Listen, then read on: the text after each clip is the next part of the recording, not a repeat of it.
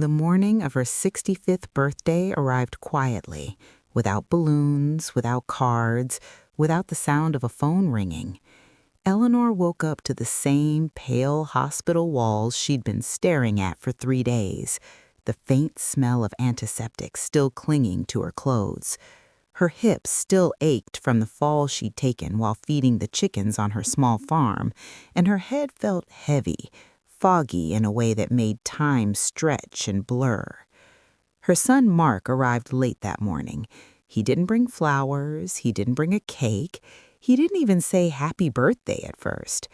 He stood at the foot of her bed, tapping on his phone, sighing as if the whole situation was an inconvenience. "We need to get you discharged," he said. "This place is too expensive." Eleanor tried to sit up straighter. "The doctor said I should stay one more night." Mark waved his hand dismissively. "You'll recover better somewhere quiet, somewhere peaceful." That word peaceful should have comforted her. Instead, it made her uneasy. By noon, she was wheeled out of the hospital, her belongings stuffed into a plastic bag. Mark signed a few forms at the nurse's desk. Eleanor noticed how quickly he did it, how confident his handwriting looked. She didn't see the additional papers tucked beneath the discharge forms, papers that had already been signed during the haze of painkillers and confusion 2 nights earlier, papers she had never truly understood. They drove for hours, past familiar roads at first, then unfamiliar ones, then dirt roads, then no roads at all, just gravel and dust and endless fields stretching into nothingness. Eleanor finally spoke. "Mark, where are we going?" He kept his eyes on the road. "You'll like it. It's quiet. No neighbors bothering you, no responsibilities." Her heart tightened. "What about the farm?" "It's being handled." That answer was too short, too final. The car slowed near sunset. The land flattened into a bleak stretch of scrub grass and rusted fencing. Ahead sat a trailer, old, sun-bleached, its steps crooked, one window cracked and taped. Mark parked, got out, and opened her door. "This is your new home," he said, cheerful in a way that felt rehearsed. "Enjoy the peace." She stared at him, waiting for a laugh, a punchline, anything. "You're joking," she whispered. He didn't answer. He pulled her small suitcase from the trunk, set it on the dirt, and nudged it toward the trailer steps. "There's food inside, canned stuff. I'll check in when I can." "When you can?" Her voice shook. "Mark, this is my birthday."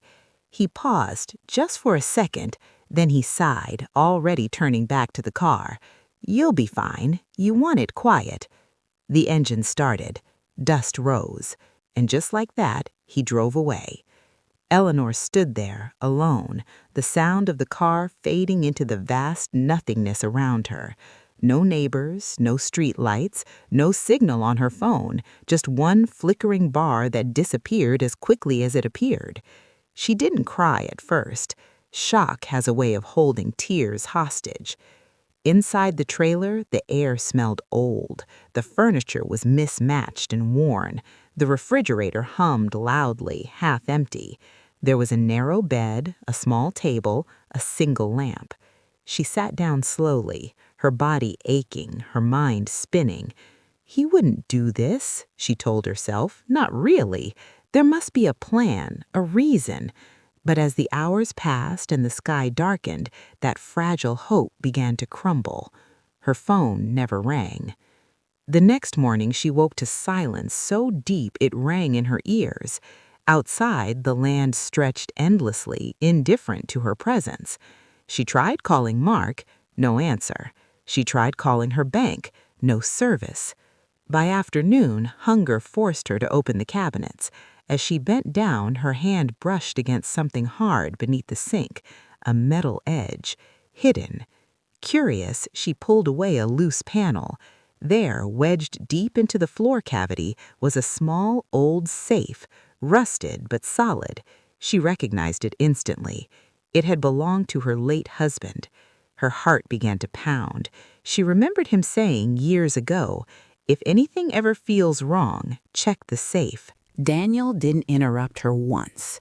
He listened as the wind crackled through the phone, as Eleanor's voice wavered and then steadied as she described the trailer, the documents, the forged signature that wasn't hers but tried so hard to be.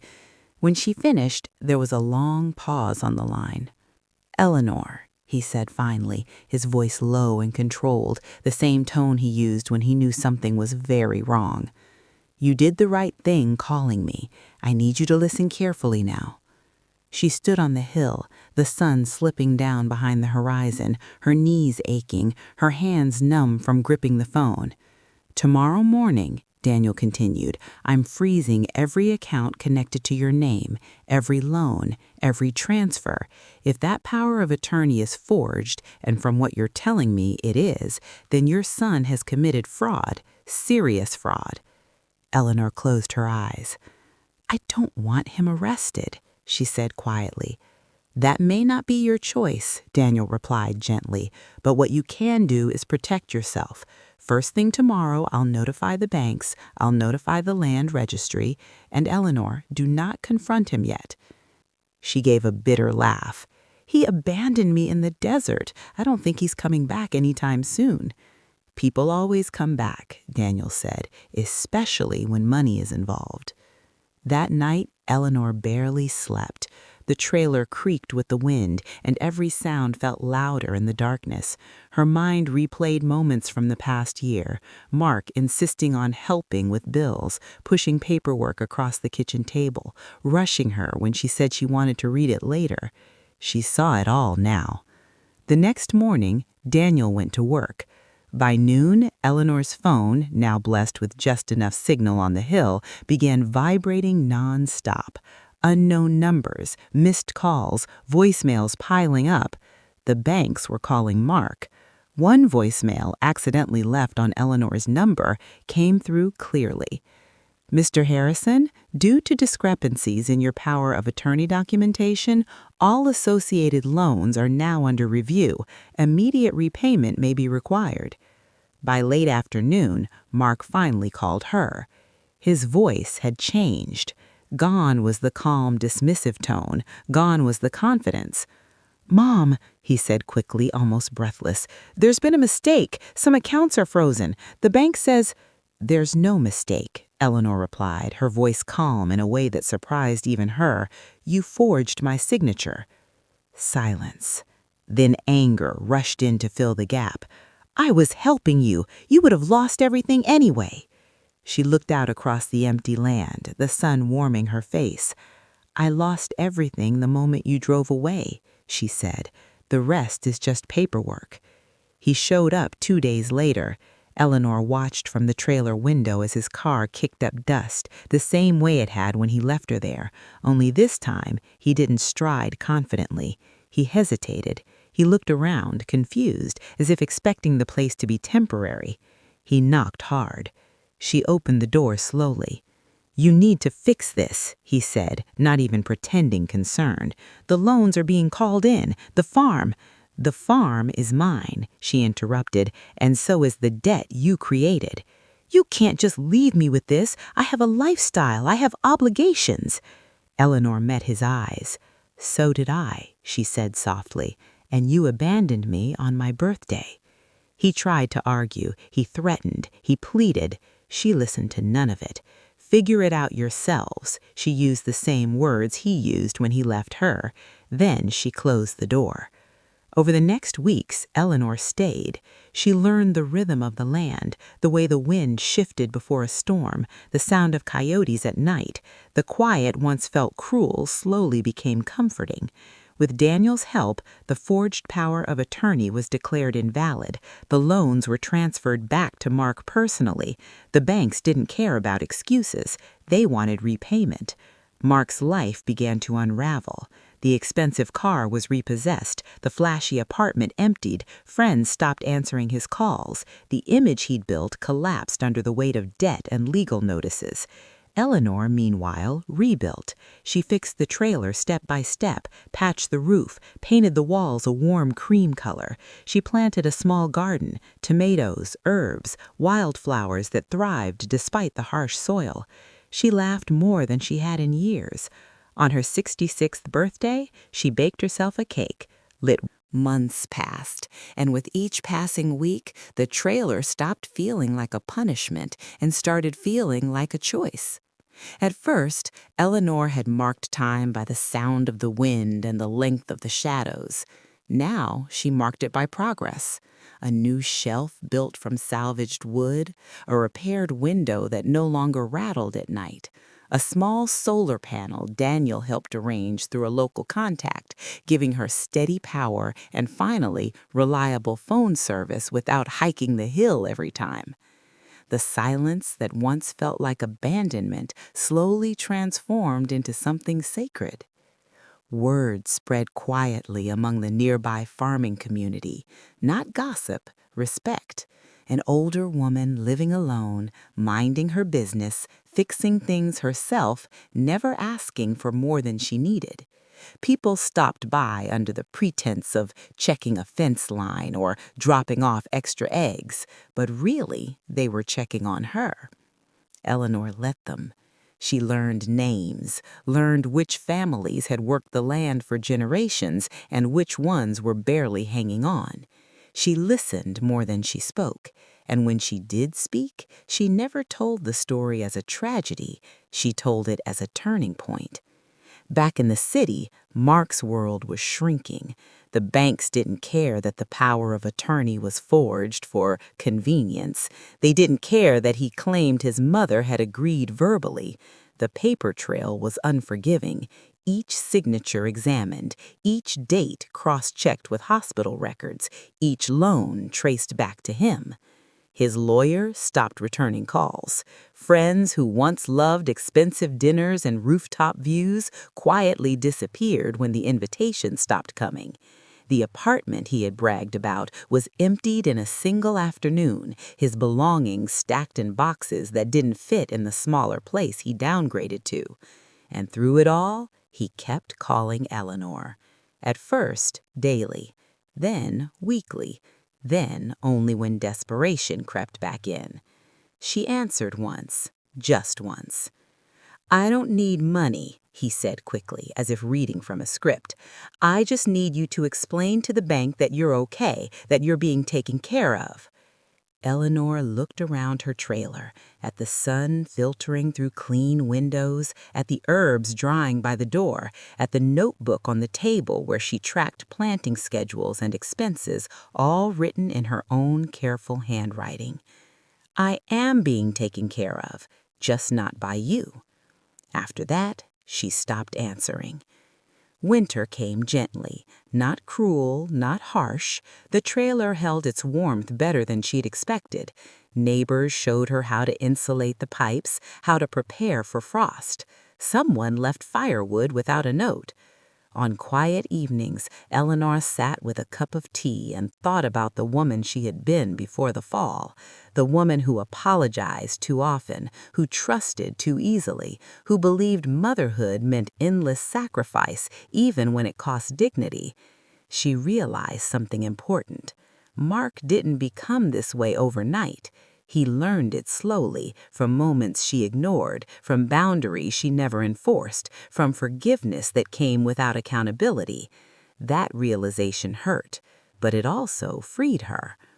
Spring arrived with stubborn green shoots pushing through soil Eleanor had once thought barren. Her garden flourished, so did she. Her hands grew stronger, her sleep deeper, her laughter more frequent. Then, one afternoon, a familiar car appeared again on the horizon. She didn't feel fear this time. She felt curiosity. Mark stepped out thinner, tired, older somehow. He didn't knock right away. He stood there, looking at the trailer, at the garden, the repaired steps, the small wind chime by the door. "This place looks different," he said finally. "So do you," Eleanor replied. He swallowed. "I lost almost everything." She nodded. "I know." "I didn't think you'd actually survive out here," he said, the words slipping out before he could stop them. That one sentence told her everything she needed to know. "I didn't survive," she said calmly. "I adapted." He asked to come inside. She said no. They stood outside, the distance between them clear and intentional. The years unfolded gently after that, not in dramatic bursts, but in steady moments that stitched themselves into something whole. Eleanor turned 70 in that trailer. There was no party, no long table filled with relatives who barely knew her anymore. Instead, there were 3 neighbors, a pot of stew simmering on the stove, and laughter that came easily because it wasn't forced. Someone brought fresh bread. Someone else brought a jar of honey. They sang softly, imperfectly, and it was enough.